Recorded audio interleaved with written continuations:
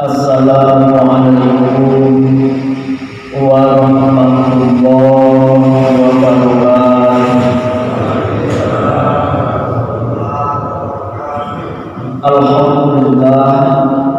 Alhamdulillahirabbil alamin wal 'aqibatu lil muttaqin wala udwana illa 'alal zalimin. Wassalatu wassalamu ala asyrafil anbiya'i wal mursalin wa ala alihi wa sahbihi ajma'in, amma ba'd. Asyhadu an la ilaha illallah wahdahu la syarika lah wa asyhadu anna Muhammadan abduhu wa rasuluh la nabiyya ba'da. Fa inna asdaqal hadits kitabullah wa khairal huda huda nabiyyi sallallahu alaihi wasallam wa syarrul umur muhdatsatuha wa kullu muhdatsatin bid'ah wa kullu bid'atin dhalalah wa kullu dhalalatin finnar. Fasatadkuruna ma aqulu lakum wa ufawwidu amri ilallah innallaha basirun bil ibad. Alhamdulillah, puji dan syukur kita panjatkan di awal kajian kita, karena sampai detik ini kita semua masih diberi umur, masih diberi sehat, masih diberi waktu luang untuk terus mengumpulkan amal ibadah bekal kepulangan kita kepada Allah Subhanahu wa ta'ala. Dan tidak ada sebaik-baiknya bekal menuju berpulangnya kita kecuali ketakwaan kita kepada Allah Subhanahu wa ta'ala. Shalawat serta salam terdiri tercurah limpahkan kepada junjungan kita, uswah teladan kita, yakni Habibana wa Nabiyana wa Rasulana Muhammad sallallahu alaihi wasallam. Tidak lupa kepada para sahabat, tabi'in, para ulama ulama, syuhada sholihin, sampailah kita sebagai muslimin. Mudah-mudahan semuanya sehat, selamat, dan selalu dalam taat seperti Rasul dan para sahabat. Amin ya rabbal alamin.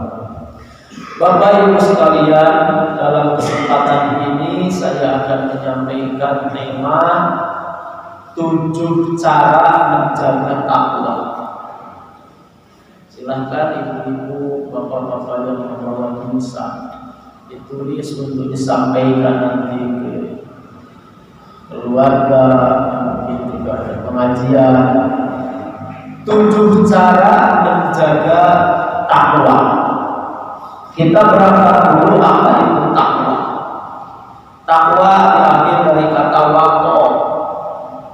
Artinya adalah hati-hati, khawatir, waspada. Itu artinya takwa. Jadi rasa khawatir, rasa takut, hati-hati, cemas, waspada, itu takwa.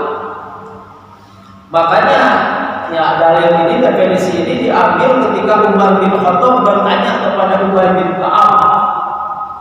Dua-duanya sahabat kenamaan, ya, kibar sahabat, para petinggi sahabat. Tentu levelnya Umar lebih tinggi karena beliau ya khalifah, ya, ini pengganti Rasul, khalifah Rasyidin. Khulafaur Rasyidin Abu Bakar, Umar, Utsman, Ali.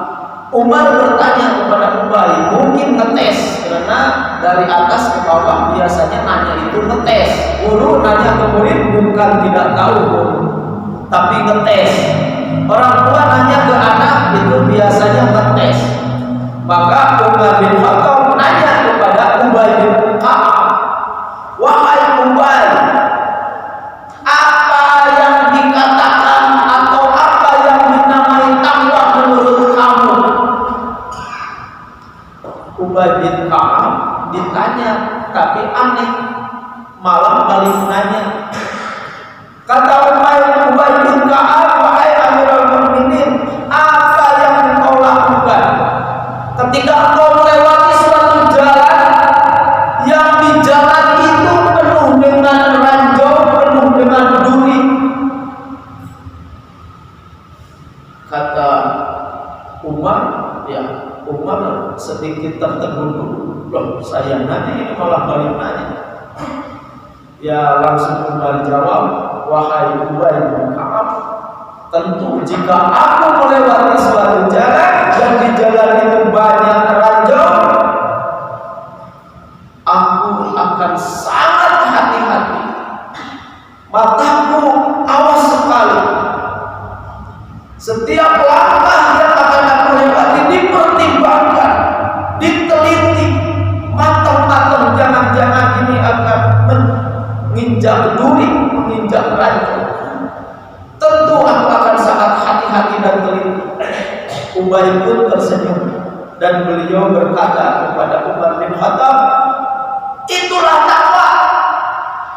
Takwa itu seorang mukmin yang setiap langkah dalam hidupnya, setiap perilakunya, setiap usahanya, setiap muamalahnya, setiap aktivitasnya, selalu di hatinya itu ada alarm, ada sinyal, ada kekhawatiran. Jangan-jangan saya melakukan yang haram, jangan-jangan saya meninggalkan yang diperintahkan. Itu adalah takwa, kehati-hatian, kewaspadaan, ketakutan, kekhawatiran, ketelitian untuk melakukan yang haram dan khawatir melewati yang diperintahkan. Itu takwa. Akhirnya kata Umar bin Khattab, "Shadaqta, benar kamu." Yang memuji biasanya kan gitu. Ujungnya shadaqta, benar kamu. Ya, malaikat Jibril uji baginda Nabi tentang iman, Islam dan ihsan. Ketika dijawab dengan merelek oleh Nabi, ya, kalimatnya shadaqta, benar kamu. Karena itu muji. Nah, ternyata ilustrasi dari Ubay bin Ka'ab ini kena banget bahwa takwa itu kewaspadaan, kekhawatiran kita. Maka para ulama narik jadi suatu definisi, suatu takrif bahwa takwa itu imtisalu awamirillah wa ijtinabu nawahi. Takwa itu selalu melaksanakan apa yang Allah perintahkan, selalu menjauhi apa yang Allah larang. Dan dua hal itu pasti berangkat dari kekhawatiran, pasti berangkat dari ketelitian, kekhawatiran, kewaspadaan. Jangan-jangan melakukan yang haram dan jangan-jangan ada perintah yang dilewatkan. Nah, itu takwa. Itu definisi takwa. Yang jadi pertanyaan selanjutnya, apakah semua kita sudah bertakwa? Ketika hadir sholat subuh tadi berarti kita sudah takwa. Hanya kadar takwa kita berlevel-level. Ada yang grade-nya kita tadi itu 100, ada yang 90, ada yang 70, ada yang 60, ada yang hadirnya ke sini karena malu sama mertua, itu mungkin grade-nya 30 ya. Jadi macam-macam level. Nah, supaya kita bisa tetap menjaga takwa dalam grade tertinggi, maka ada 7 cara menjaga takwa. Ya, saya kumpulkan, saya ikhtisar dari berbagai kitab, salah satunya dari kitab Ihya Ulumuddin, ya, Imam Al-Ghazali, penulisnya. Ada 7 cara menjaga takwa. Mana yang 7 itu? Supaya takwa tetap ada di dalam diri kita. Yang pertama adalah mu'ahadah. Ya, Ibu, yang pertama mu'ahadah. Saya sebutkan satu-satu dulu yang nanti kita jelaskan. Satu, mu'ahadah. Yang kedua, muraqabah. Yang ketiga, muhasabah. Yang keempat, azmiyah. Yang kelima, mujahadah. Yang keenam, mu'aqabah. Dan yang ketujuh, istiqomah. Sudah Bu ditulis Bu? Alhamdulillah. Kita terangkan satu persatu. Pertama adalah supaya takwa tetap terjaga dalam diri kita. Yang pertama adalah mu'ahadah. Diambil dari kata ahdun. Ahdun jadi ain hada atau wa'dun bisa wa'u ain da. Apa itu mu'ahadah? Ahdun janji atau komitmen diri. Jadi mu'ahadah itu komitmen kita kepada Allah. Saya bertekad tidak ada subuh berlalu kecuali saya berjamaah. Itu komitmen, namanya mu'ahadah. Ya Allah, saya berjanji tidak ada sholat 5 waktu kecuali saya sesudahnya infak atau sedekah. Itu namanya mu'ahadah, komitmen. Ya Allah, saya berkomitmen tidak ada pagi berlalu kecuali saya sholat duha. Itu namanya mu'ahadah. Ya Allah, saya berkomitmen tidak ada malam berlalu kecuali saya akan selalu sholat tahajud. Itu namanya mu'ahadah. Jadi ada komitmen diri, ada janji kita kepada Allah.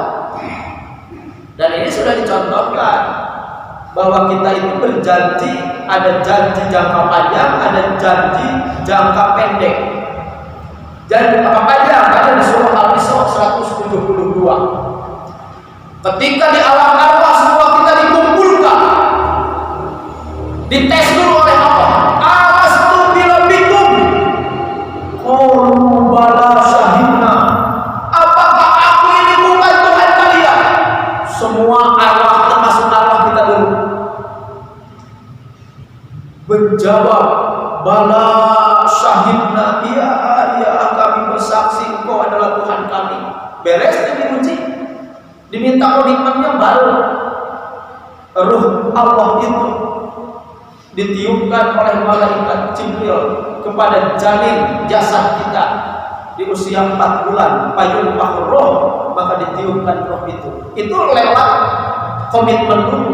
Diminta komitmen dulu, aku Tuhan kalian bukan? Iya, dengan konsekuensinya tentu. Namanya mengaku Tuhan, berarti harus melaksanakan perintahnya, menjauhi larangannya. Itu janji jangka panjang. Ada janji jangka pendek. Tadi kita semua berjanji pas sholat subuh, iyyaka na'budu wa iyyaka nasta'in. Itu janji. Kalau nahdiyin doa kita juga di situ ada janji, ada komitmen. Inna sholati wa nusuki wa mahyaya wa mamati lillahi rabbil alamin. Ya Allah, sesungguhnya sholatku, wa nusuki ibadahku, wa mahyaya hidupku, wa mamati matiku lillah, untukku ya Allah. Itu komitmen. Dan ada komitmen jangka panjang tadi di alam ruh, ada komitmen jangka pendek yaitu harian kita kepada Allah di sholat, ya, di doa kita pun di Fatihah. Nah itu Bapak sekalian, komitmen janji kepada Allah. Di surah Al-Hadid juga dikatakan, ya waqad akhadha mitsaqakum in kuntum mu'minin. Itu juga janji. Jadi ada komitmen.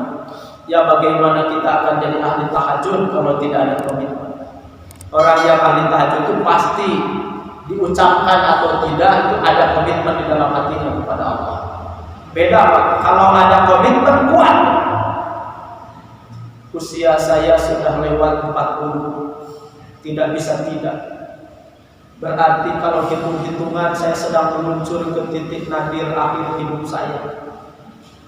Rasulullah SAW meninggal 63 tahun. Maka usia saya berarti di kisaran hanya 23 tahun lagi. Maka tidak mungkin kita tidak berkomitmen kepada Allah, orang yang sudah menyadari bahwa usianya perlahan tapi pasti, terasa atau tidak terasa meluncur ke titik akhir sejarah hidup kita bernama kematian. Saya dari mulai saat ini berkomitmen akan jadi ahli tahajud. Saya mulai saat ini berkomitmen mau jadi ahli duha, ahli tilawah, mungkin satu hari satu juz, ahli sedekah walaupun hanya 2.000 perak, 5.000 perak, saya akan selalu sedekah. Itu namanya komitmen. Dan kalau ada janji itu beda, seperti bensin untuk mobil, seperti gas untuk kompor, seperti listrik untuk lampu, itu beda. Maka komitmen itu nanti ada level-levelnya. Maka dipilih. Kalau bapak emosional nih, aduh kenapa nafsuku terus saja mengalahkan kesolehan saya, kesadaran saya, hidayah saya. Akhirnya bapak ada level tertinggi, apa itu namanya? Qasam, sumpah. Jadi komitmen tinggi-tinggi sumpah. Ya Allah, saya bersumpah. Para sahabat, wallahi demi Allah, saya mau gitu, itu sumpah. Turun dari sumpah nadar. Ya nadar itu saya bernadar. Gitu al-hajj wal umrah, bisa untuk haji dan umrah. Nabung tiap hari. Memang nggak besar. Sehari saya ya dapat 100.000 dari kerja atau 150.000 jadi pegawai bangunan. Tapi saya berjanji kepada Allah untuk bisa minimal umrah tiap hari, merekatkan 50.000 kali 30 hari, setiap kali beberapa tahun bisa berangkat umrah kalau ada komitmen. Nah, tingkat tertinggi komitmen sumpah, tingkat kedua nadar. Mana dari sumpah, dari nadar. Ada level ketiga lebih turun lagi, azam. Yang dua ini ada konsekuensi hukum.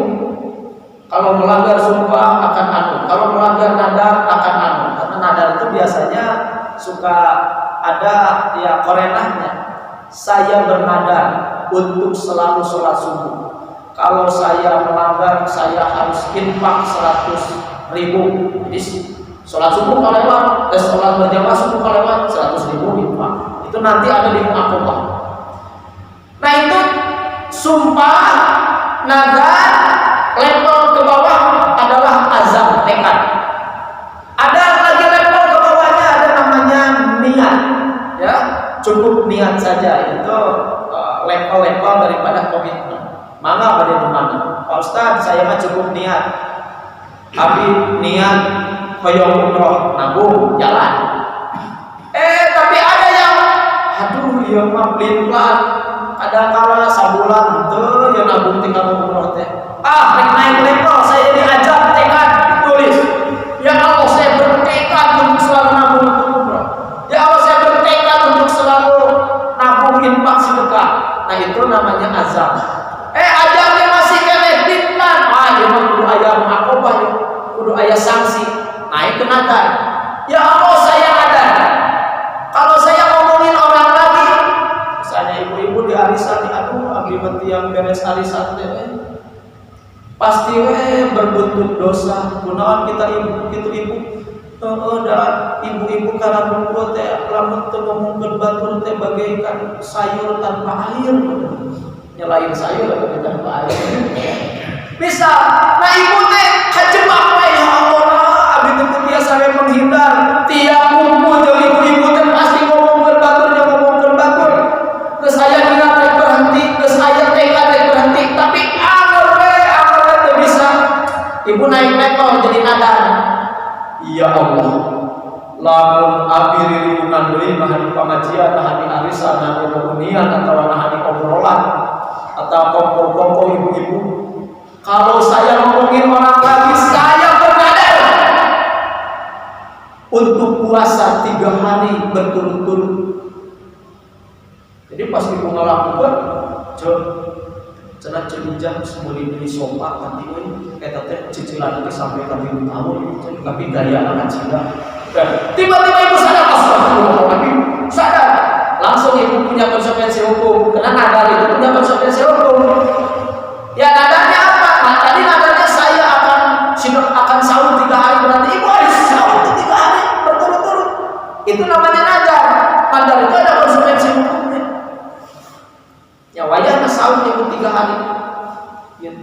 Apakah Pak Ustadz kita sahur bisa mengibaratkan karena kalpat?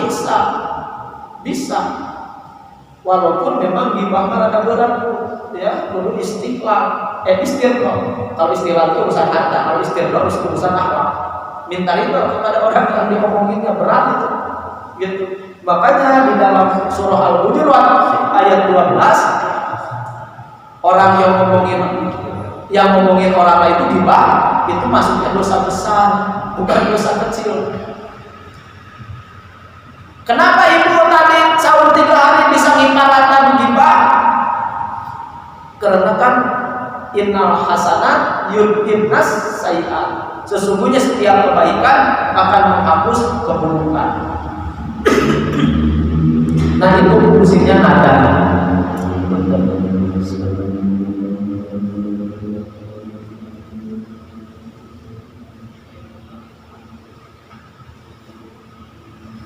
Jadi fungsi nada itu ya ada hukuman atau ada sanksi kepada diri sendiri, itu nada. Saya juga suka nada. Kalau saya ada ngurus santri.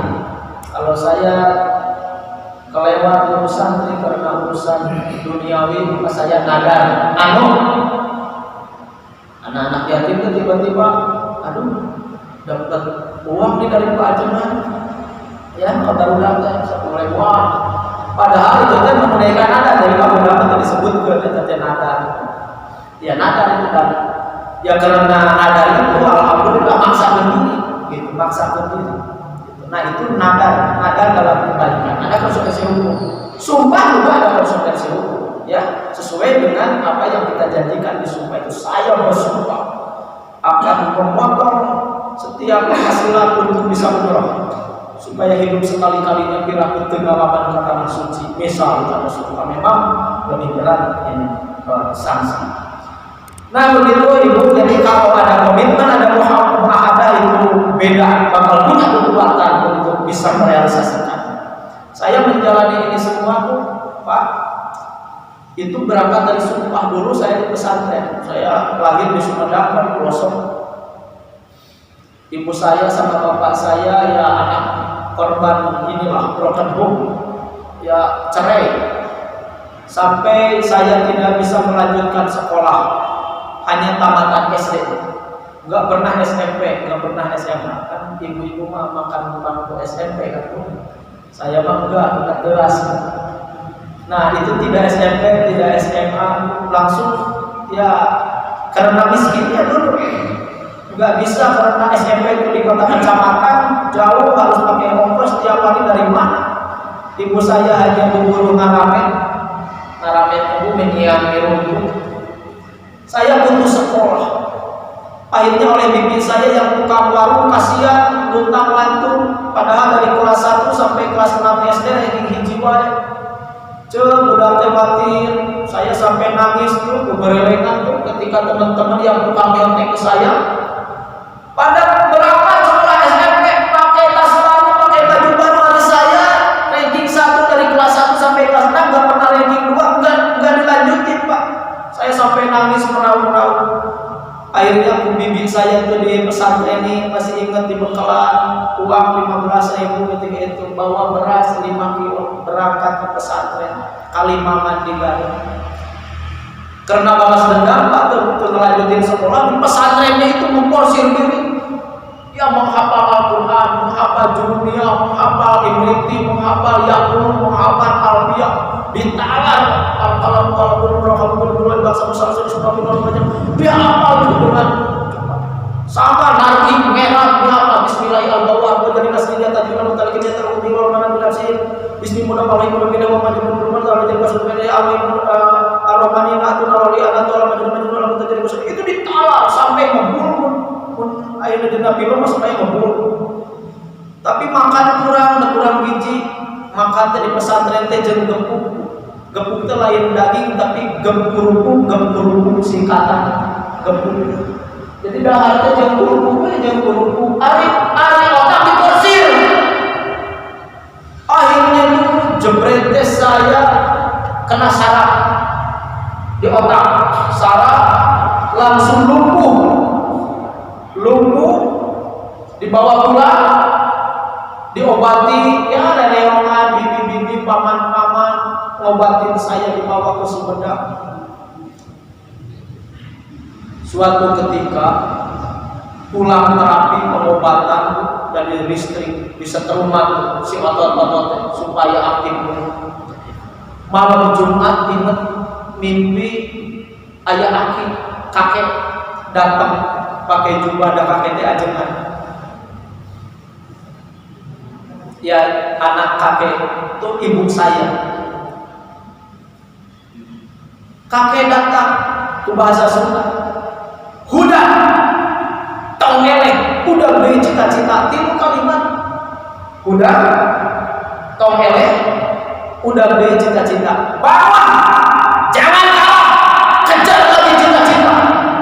Tiba-tiba saya lumpuh ketika itu, ngoregat. Padahal lumpuh, ngoregat. Bisa duduk dan dengan emosional, ya namanya juga anak usia SMP kelas 3, emosional saya bersyukur. Ya Allah, andai saya lolos dari penyakit ini dan saya diberi umur, saya bersumpah, satu, saya akan ngaji dan sekolah setinggi-tinggi. Yang kedua, kalau saya sudah beres ngaji dan sekolah dan jadi orang, saya akan membangun pesantren dan sekolah gratis bagi orang yang seperti saya, yang nasibnya seperti saya. Karena saya merasakan dengan kurang leher sendiri betapa tragisnya orang walaupun pintar tapi tidak punya akses untuk sekolah dan untuk pesantren. Itu sumpah kedua, ingin membangun pesantren yang gratis bagi orang-orang yang bernasib seperti saya. Yang ketiga, karena saya 5 orang diasuh hanya oleh ibu, bapak ya kasarnya ninggalin aja gitu, nikah lagi dengan istri baru.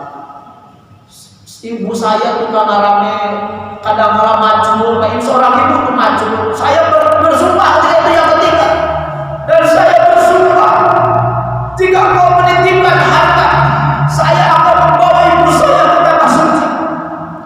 Sambil nangis. Ibu, bapak sekalian, luar biasa sumpah itu, energinya luar biasa. Saya sembuh dari sakit dan itu semangat merayap ke dinding bilik pun rumah panggung saya. Diajar berjalan tiap hari ngambil air dibun air apa bahasa Indonesia-nya, embun ya, diusapkeun kana ieu. Terus ieu ngabalur cai lembu di perut. Aku sorangan aya cabul pingin sembuh. Semangat hidupnya karena punya sumpah. Sembuh Bapak Ibu. Balik lagi ke pesantren. Saya ngaji sampai belasan pesantren. Dari mulai ujung Ciamis, Cikoreng, ke Manuk Jaya, ke Limbangan, ke sini sampai ke Purwakarta, Cipuru dan lain-lain. Muriling belasan pesantren. Beres pesantren, saya masih punya janji apa sekolah. Saya harus sekolah. Persamaan SMP dapat dari Subang, Pagaden. Persamaan SMA dapat dari Cibinong di Bogor. Kuliah S1, kuliah S2, dan sekarang doanya lagi S3. Ya, doktoral di Unin. Itu sumpah. Karena ada sumpah. Saya kemarin udah mau ngos-ngosan, udah sepertinya cukup S2 aja, magister geningan ribu gitu ya, sekolah udah nyusun tesis dan lain-lain. Tapi ketika ingat sumpah, aduh mesti keburu mautnya, daftar. Alhamdulillah tinggal 1 semester lagi sekarang doktoral. Sumpah yang kedua, saya membangun pesantren yang gratis bagi orang-orang seperti saya, yatim dan duafa. Alhamdulillah sekarang pesantren udah 3. Cipageran, Darul Ihsan Cimahi di Cipageran, Darul Ihsan Bandung di Banjar, Darul Ihsan Subang. Ada yang wakaf lagi di Cibinong dan di Sukabumi. Saya ambil semua walaupun ribut. Kenapa? Karena saya punya sumpah ingin membangun pesantren dan lembaga pendidikan SMP, SMA, bahkan perguruan tinggi yang gratis bagi orang yatim duafa. Gitu. Itu yatim gratis duafa semampunya. Kalau umum ada untuk subsidi, silakan bertanya. Alhamdulillah punya SMP, punya SMA sekarang, tinggal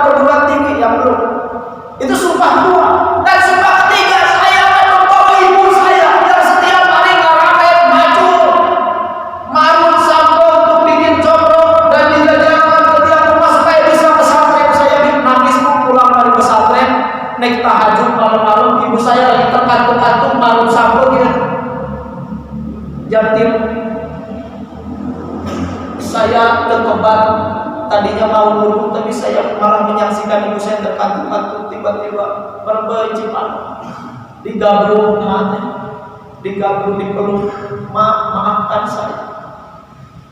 Karena saya pesantren mak seperti ini, berarti cekasar namun dijadikan suku-suku, dijadikan hulu. Yang penting anak bisa pesantren. Saya nangis sambil dipeluk doakan kami gaduh sumpah reknya nang kata suci. Ya kami nagih rezeki ngarana ke murah bisa can bisa. Akhirnya waktu berlalu, baru ketika saya sudah rumah tangga, punya pesantren, punya sekolah, baru bisa merealisasikan sumpah ini. Tapi ibu saya sudah setuju. Tapi sumpah tetap saya akan lakukan. Ini sumpah, walaupun ibu saya setuju, walaupun ibu saya tidak berdaya, saya harus lakukan. Saya datang ke dalam tauhid. Ustaz, bisa nggak ibu saya yang setuju ke pakai kursi roda? Seterusnya gimana keadaannya Ustaz? Tergantung gitu. Kalau masih bisa biasa aja masih bisa. Memang repot. Kata, oh kalau begitu mah nggak bisa Ustaz. Tolonglah. Saya punya sumpah ini. Saya curhat. Akhirnya tuh saya nambah biaya. Tidak peduli mau 2 kali lipat, tidak apa-apa. Saya nambah biaya. Tiba-tiba ya lihat saya ininya Pak sampai ya berkaca-kaca nangis. Akhirnya Ustaz tuh jadi Darut Tauhid. Udah insya Allah jangan saya usahakan buat ini keajaiban. 3 hari menjelang berangkat saya berdoa terus ya Allah ibu saya lindungi, beri kekuatan. Jangankan untuk ke tanah suci dari Sumedang ke Cimahi aja ngedrop lagi gitu ya di perjalanan. Ini mau pakai pesawat ngedoa. Masih ingat tuh di jalan umroh dari Bandung ke Jakarta, di jalan itu karena AC dingin ibu saya udah ngedrop. Udah ada mimisan dari sini. Waduh, saya kebayang di tanah suci ini perjalanan Bandung Jakarta udah hebat. Akhirnya Pak, saya ngawiri ada Bapak Kasmi di jalan Tinibis. Ya Habib, ya Habib, ya Salim, ya Salim. Terus saya ngawiri Asmaul Husna. Tiba-tiba berhenti di Purwakarta untuk makan. Maha sehat. Alhamdulillah ya, jam-jam makan sebelum di bandara nggak ada masalah, berangkat nggak ada masalah, umroh dibawa pas tawaf itu melilingin Ka'bah. Ibu saya sehat dan saya bercucuran air mata seolah-olah waktu itu di Butan Ulang ibu saya lagi marun singkong ya sambal dan lain-lain. Ibu saya lagi macul, ibu saya lagi ngamen seolah terbuka air mata deras ya menetes ke punggung ibu saya. Saya ciumi ibu saya punggungnya, pundaknya sambil mengelilingi Ka'bah dan menangis jadi-jadinya tangisan syukur. Ternyata sumpah saya direalisasikan oleh Allah. Alhamdulillah ibu saya bisa ke tanah suci dan sekarang malah pulang dari tanah suci lebih sehat daripada sebelum ke tanah suci. Jadi 3 sumpah saya sudah dilakukan, hanya doktoral yang masih belum selesai. Mohon doanya. Ini apa? Narsis banget Ustaz ceritain sejarah hidup saya. Ini saya menunjukkan bahwa sumpah itu bagaikan gas bagi kompor, bagaikan listrik bagi lampu, bagaikan bensin bagi kendaraan. Itu bisa mendorong kita lebih kuat untuk meraihnya. Maka kalau ibu merasa tersoleh-soleh baik, kalau bapak merasa tersoleh-soleh baik, al-mu'ahadah berjanji kepada Allah. Tadi bisa sumpah, bisa nadar, bisa ajak tekad, bisa niat, tergantung keuletan masing-masing. Maka naik level kalau keuletannya kurang, naik level jadi azam. Aduh masih kurang, naik level jadi nadar, silakan. Ya. Nah itu namanya mu'ahadah. Yang nomor kedua itu apa tadi Bu? Nomor kedua muraqabah. Walaupun kita punya janji kepada Allah muahadah, tapi kalau muraqabah tidak ada, itu repot. Apa itu muraqabah? Muraqabah itu selalu merasa diperhatikan Allah. Itulah bahasa awam. Selalu merasa diperhatikan Allah, selalu merasa dibersamai Allah, selalu merasa dilihat Allah, itu muraqabah. Jadi merasa diintip-intip itu Allah, itu muraqabah. Huwa ma'akum aina ma kuntum. Selalu ingat bahwa Allah beserta kita dimanapun kita berada. Nah, itu muraqabah. Di hadisnya malah Abdul iman, inna Abdul iman an ta'lama anna Allah ma'aka haitsu ma kunta. Seabdul iman adalah ketika kamu selalu merasa dilihat Allah dimanapun kamu berada, haitsu ma kunta. Jadi malam pas bangun tahajud itu harus muraqabah. Allah itu sedang menatap kita. Allah itu sedang memperhatikan kita. Allah itu mun bahasa Sunda dalam tanda kutip beres ningali urang ruku sujud, kita ruku, kita sujud, kita ya menghamburkan diri kepada Allah. Kita semuanya ya di tengah malam ketika semua orang jangankan sadar kepada Tuhannya, kepada dirinya pun tidak, kita malah sujud, ruku, munajat, zikir kepada Allah, taqarrub kepada Allah. Nah, itu namanya muraqabah. Dan orang yang muraqabah itu nggak mungkin tak usul. Abu Bakar Siddiq ketika Nabi sakit disuruh untuk menjadi imam oleh Aisyah, ya Rasulullah jangan. Kenapa? Karena Abu Bakar itu setiap mau sholat pucat pasi wajah. Kenapa?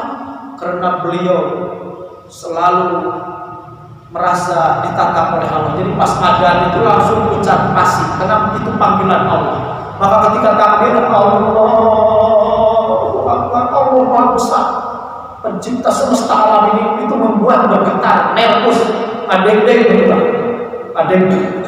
Nah, itu namanya muraqabah, orang yang selalu merasa ditatap Allah. Dan bisa majnun, nanti di bahasa tasawuf namanya majnun, orang sudah ditarik oleh Allah. Jadi kesadarannya itu, pikirannya, fokusnya sudah ditarik oleh Allah, namanya khusyuk. Kalau bahasa tasawuf lebih dalam dari khusyuk, namanya sudah majnun, sudah ditarik oleh Allah. Maka Sayyidina Ali ketika berpanah, kan hari panah dia, jadi lalu masuk daging itu ditarik, itu maka yuhin si daging itu. Baru mau ditarik tuh, baru dipegang, Sayyidina Ali udah ngocea, dipegang ngocea. Tapi apa kata Nabi? Biarkan dia sholat. Sudah sholat, Allahu Akbar, seperti ditarik. Tiba-tiba yang tadinya meraung-raung, yang tadinya merintir-rintir, diam seolah-olah fisik itu udah lepas dari fisik. Kata Nabi, cabut panah. Dicabut dengan pelan-pelan karena tadi karapal lagi semua cehat, apalagi ini dicabut mungkin pingsan.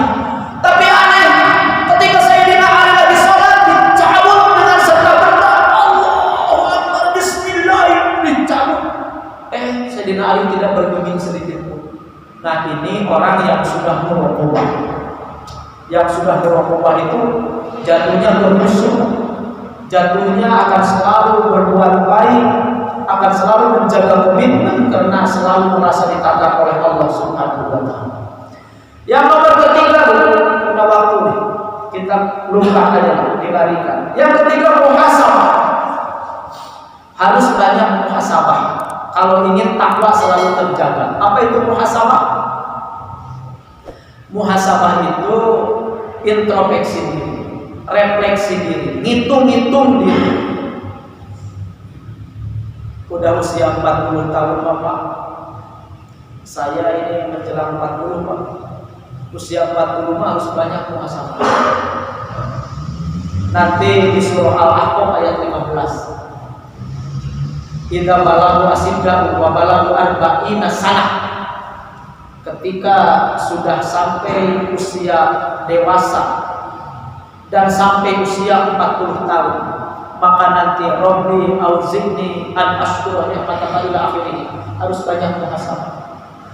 Muhasabah itu ngitung-ngitung diri sebelum tidur, ya Allah, hari yang saya lalui hari ini, lisan saya apakah banyak berbuat mengucapkan yang baik, apakah yang buruk. Ya Allah, pikiran saya apakah banyak pikiran jelek, apa pikiran baik. Ya Allah, amal saya apakah banyak amal baik, amal buruk. Itu amalnya Imam Al-Ghazali. Sebelum tidur muhasabah. Terus istighfar atas dosa-dosa yang diingat. Oh ya Allah, tadi saya main kepada suami. Suami istighfar, aduh tadi ya membentak istri. Istighfar, terus bertekad itu tidak akan mengulangi, karena syarat tobat ada 4. Yang pertama an-nadam, menyesal. Yang kedua al-istighfar, mohon ampunan. Yang ketiga al-azmu, ada yang udah bertekad tidak akan mengulangi lagi. Dan yang keempatnya, kalau urusan harta harus istighfar, kalau urusan akhlak harus istighfar, minta ridho. Itu syarat tobat. Jadi muhasabah, insya Allah kalau sering muhasabah, takwa terjaga. Takwa terjaga. Gak mungkin orang tersesat ahli muhasabah. Jadi kekuatan seseorang untuk bisa soleh, bijak, husnul khotimah, kuat di muhasabah. Kalau muhasabahnya kuat, husnul khotimah. Kalau muhasabahnya kuat, akhlaknya pasti bagus.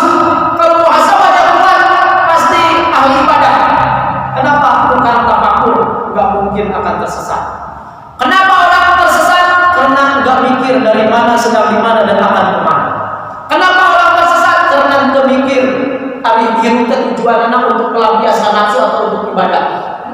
Jadi orang yang banyak mikir muhasabah gak akan tersesat hidupnya. Takwa akan selalu terjaga. Nomor berapa Bu? Nawan Bu, apa itu tadi? Azmiyah. Nah itu tadi ada level tadi kan, sumpah, nadar, azam. Nah yang nomor keempat adalah azmiyah, tekad yang kuat. Azam itu tekad yang kuat. Ya Al-Qur'annya faida azamta fatawakkal 'ala Allah. Ketika kamu sudah bertekad kuat, maka bertawakallah kepada Allah. Dan tawakal kata Nabi bukan mengikat unta terus tawakal. Bukan melepas unta terus tawakal. Tawakal itu untanya diikat dulu baru tawakal. Jadi ada sahabat gini Pak, ya Rasulullah, saya mau unta itu karena diikat, saya tawakal kepada Allah. Kalau mau hilang ya itu udah ditakdirkan sama Allah. Kalau mau tetap ada ya itu takdir Allah. Saya udah tawakal. Kata Nabi, tawakal itu bukan begitu. Tawakal itu ikat dulu unta baru tawakal. Artinya apa? Syariat. Ibu tidak ujung-ujung saya bertekad berfaedah ajam tanpa tawakal, tidak. Tetapi tawakal itu harus ada ikhtiar dulu, baru tawakal. Nah artinya azmiyah itu tekad. Tekad yang kuat saya ingin tobat. Tekad yang kuat saya ingin hijrah. Tekad yang kuat saya ingin jadi ahli ibadah. Tekad yang kuat saya ingin ahli tahajud. Tekad yang kuat saya ingin ahli sedekah. Itu namanya azmiyah, tekad yang kuat. Nabi oleh pamannya Abu Thalib ditawari, Muhammad, udahkah pamannya capek menjaga kamu dari jahatnya orang-orang kafir Quraisy? Kamu itu setiap hari terancam nyawa kamu. Udahlah berhenti dari dakwah ini, dari ajakan kepada tauhid ini. Apa jawabannya? Nah, ini orang azmiyah. Maka para nabi ada yang namanya disebut ulul azmi. Apa kata Nabi? Wahai pamanku, andai matahari diberikan di tangan kananku, bulan diberikan di tangan kiriku, supaya aku menghentikan dakwah ini, demi Allah tidak akan aku lakukan sampai bulan takdir mengambilku. Aku mati di jalan ini, atau aku bisa menunaikan amanah risalah tauhid ini. Akhirnya pamannya kayak kesetrum ketika mendengar azam Nabi Muhammad Sallallahu Alaihi Wasallam, seperti kesetrum. Iya Muhammad, lanjutkan saja. Aku ada di belakang, aku mendukung. Kenapa bisa kesetrum gitu pamannya? Karena azam Nabi itu tingkat tinggi, kuat. Jadi ibu tuh kalau ingin saya hidup tinggal hanya beberapa tahun lagi secara ukuran syariat. Saya sekarang usia 60, aku sebanyak bonus atau 70 sudah lewat bonus. Saya harus bertekad, tiada hari saya tanpa sedekah, tiada hari saya tanpa tilawah, tiada hari saya tanpa duha, tahajud dan lain-lain. Itu tekad namanya, azmiyah, tekad. Nah itu nomor keempat. Sekarang nomor kelima, apa itu? Mujahadah. Mujahadah itu bersungguh-sungguh. Walladzina jahadu fina lanahdiyannahum subulana wa innallaha lama'al muhsinin. Jadi mujahadah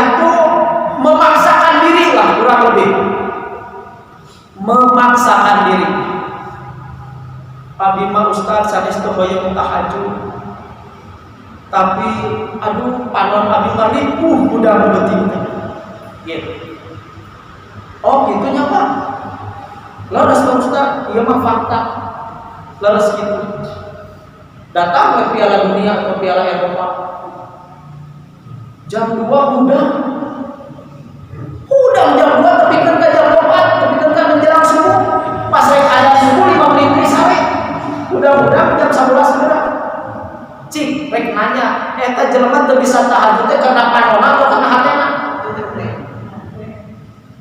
Karena hatena kacau.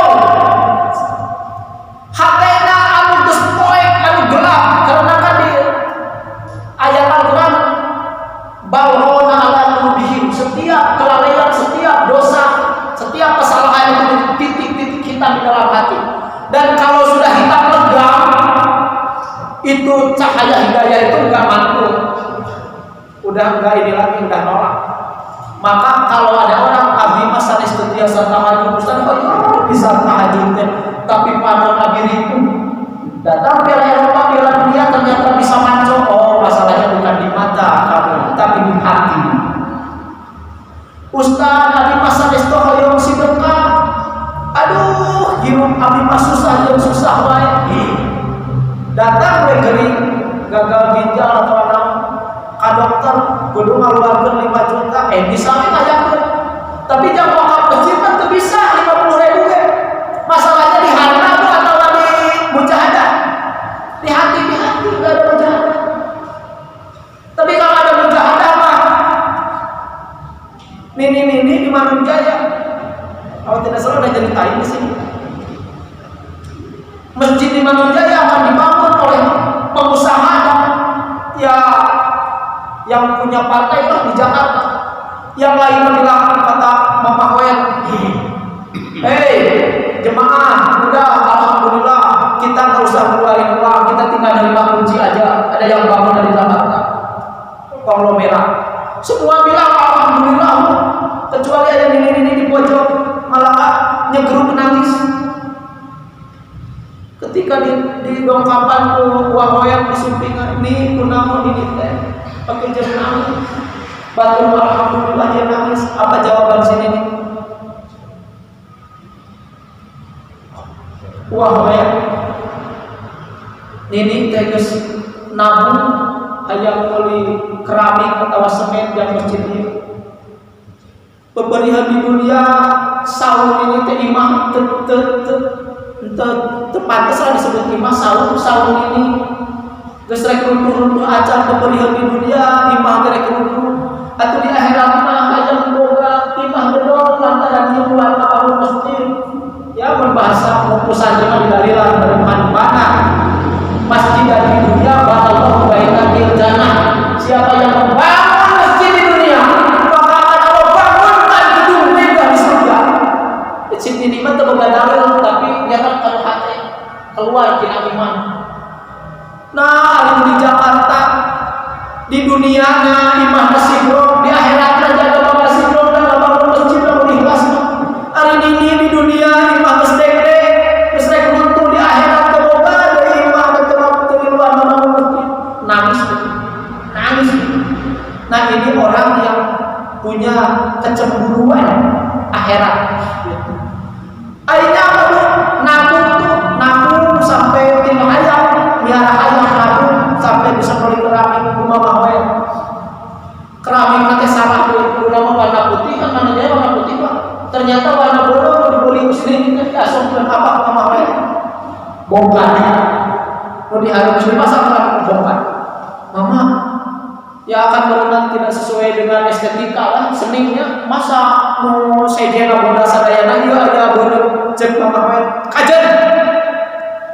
Saya mau ningali material tapi ditinggali nyong colak iman dina diri sendiri. Bakat ku hayang ngapel. Akhirnya ku mama si keramik an pas tempat beliau imaman, tempat beliau tahajud, duha, munajat itu pakai keramik sini keluar. Duka ayeuna masih kena aya atau untuk Bapak silaturahim ke sana coba buka di sajadah imam masih warna merah atau biru. Eta yang dinamakan mujahadah. Tekad. Orang miskin bisa makan kalau ada tekad. Orang miskin bisa umroh kalau ada tekad. Orang miskin bisa kurban kalau ada tekad.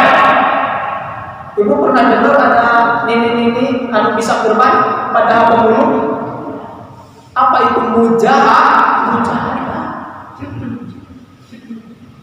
Mujahadah itu ya maksakan diri, bahasa Sunda, memaksakan diri. Itu mujahadah. Nomor berapa, Bu? Nomor 6, muaqabah. Kalau ingin takwa tetap terjaga, maka muaqabah. Apa itu muaqabah? Muaqabah itu menghukum diri. Menghukum diri itu namanya muaqabah. Contoh, Bapak Riyadhah, ada namanya Riyadhah di ilmu tasawuf. Gini, 40 hari selalu sholat berjamaah, 40 hari selalu tilawah, 40 hari selalu sedekah. Pokoknya yang lain-lain 40 hari itu dia latihan. Suatu ketika Bapak tinggalin sholat berjamaah. Nah, Bapak itu menghukum diri, muaqabah. Lamun saya kalewat sholat berjamaah, saya rek sedekah 100.000. Itu namanya muaqabah. Ya beririsan dengan nadar. Tapi kan nadar harus ada kalimat nadar, saya nadar. Ini mah enggak bisa. Kalau ibu tadi, kalau saya keceplosan ngomongin orang, maka saya akan ngaid atau akan sahur 3 hari. Bapak sama. Kalau saya emosi lagi, marahin istri, marahin anak-anak, padahal usia karena itu malah nafsu itu harus selesai. Terus harus jadi orang yang cool, kalem, bijak, tenang, damai, gitu. Ini masih kita emosional, temperamen, reaktif, pemarah. Maka Bapak muaqabah, apa itu muaqabah? Lamun saya marah lagi, apa-apa emosian lagi, saya akan misalnya wakaf 10 semen. Nah itu namanya muaqabah, menghukum diri. Pak Ustadz ada dalilnya? Nggak ada. Umar bin Khattab suatu ketika ketinggalan sholat asar berjamaah, dan malamnya tragisnya, ya tragis itu bahasa orang soleh, hari orang kan itu sholat berjamaah cuek aja. Orang soleh tragisnya nggak masuk, udah selesai. Pas datang ke masjid ternyata udah selesai berjamaah. Wah, Umar bin Khattab langsung hatinya pecah, langsung nangis. Ya Allah, saya sampai lalai begini. Ini saya sholat sendirian dalam sejarah hidup saya. Dia nunggu ada orang yang mungkin masih di belakang ingin berjamaah tapi enggak menemu. Akhirnya beliau sholat sambil berdina air mata. Kenapa sholat sendirian? Kakarak seumur-umur sholat sendirian, nangis. Dan beres sholat asar sendirian, beliau gini ke petugas Baitul Mal, ambil kebun terbagus saya, kebun kurma paling baik saya wakafkan untuk muslimin muslimat sebagai iqab bagi kelalaian saya, sebagai hukuman bagi kelalaian saya. Itu namanya muaqabah. Sayyidati Aisyah sama, beliau memakai muaqabah apa? Suatu ketika ada orang hitam datang kepada Nabi, pendek, hitam, goreng patut, datang kepada Nabi, ngobrol dengan Nabi, curhat, minta solusi, pulang aja. Tiba-tiba Aisyah datang kepada Nabi, ya Rasulullah, siapa orang pendek yang hitam itu? Ya, untuk mengidentifikasi visi beda dengan tamu yang lain, disebutkan ciri-cirinya. Ya Rasul, siapa orang yang pendek hidung itu? Nabi tiba-tiba matanya tajam dan memerah mukanya, menunjukkan tidak senang kepada Aisyah. Aisyah, kamu menghinakan ciptaan Allah, kamu merendahkan ciptaan Allah. Tiba-tiba Aisyah baru sadar, astagfirullah, ya Rasulullah, saya hanya supaya tidak terdengar merendahkan orang lain, tapi itu merendahkan, itu ciptaan Allah, tidak boleh. Aisyah pun nangis dan beliau ke kamar, ngapain? Ya ibu-ibu Aisyah buka lemari, diambil perhiasannya, dan beliau memanggil amatnya, jariyahnya. muslim. Ini wakafkan saya perhiasan saya kepada Baitul Mal. Kenapa ya Ummahatul Mukminin? Karena aku tadi berbuat dosa dengan mengucapkan ya orang ini lah gitu ya, kecacatan atau kekurangan orang. Akhirnya perhiasannya ini. Itu namanya mu'aqabah. Bisa dipakai. Ya, mu'aqabah. Kalau saya tidak tahajud, saya harus infak 50.000 pagi-paginya. Itu namanya mu'aqabah. Kalau saya tidak ngaji Quran satu hari karena lalai oleh urusan dunia, maka saya akan saum Senin Kamis misalnya. Itu namanya mu'aqabah. Tapi dengan ibadah-ibadah, hukumannya dengan ibadah-ibadah. Yang terakhir, istiqomah. Istiqomah itu kontinuitas terus-menerus walaupun sedikit. Bapak tahajud tapi baru bisa 2 rakaat, Ustaz ada bangunan di jam 4. Tenanawan Pak, Bapak 2 rakaat, witir 1 rakaat, 3 rakaat, tapi dawam terus. Khairul amal adwamuha wa in qalla. Sebaik-baiknya amal dawamnya walaupun sedikit. Daripada konsole tahajud sebulan cangkem bulan Ramadan sawal baik. Itu tidak bagus. Yang bagus itu walaupun mungkin hanya 2 rakaat ditutup witir 1 rakaat tapi istiqomah dan oke naik sana nah salatnya pas kecanduan. Sok Bapak ngaji Quran pertama nama Korea. Buka Quran paksa bermujahadah. Itu saya kira udah lewat 10 menit Bapak susah berhenti. Raus. Paksakan di awal mujahadah. Buka susah berhenti. Nah, Bapak tahajud cukup 2 rakaat, witir 1 rakaat, tapi terus. Akhirnya bukan apa-apa, witirnya jadi 3. Nambah jadi 8, witirnya jadi 5. Raus.